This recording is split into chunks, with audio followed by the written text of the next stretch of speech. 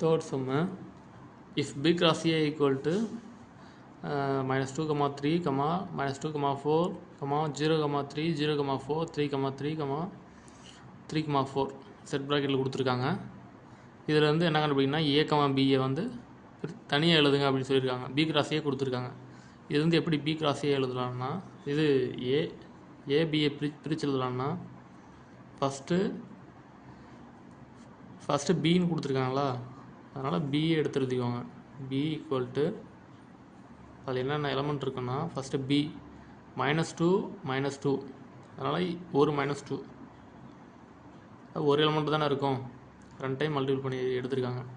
அடுத்து 0 0 அடுத்து 3 3 பியில் வந்து 3 எலமெண்ட்டு, ஏல வந்து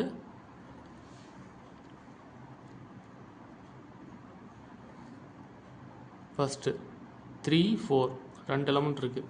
ஏன்னா இதுலேயும் 3 4 இருக்குது, இதுலேயும் 3 4 இருக்குது.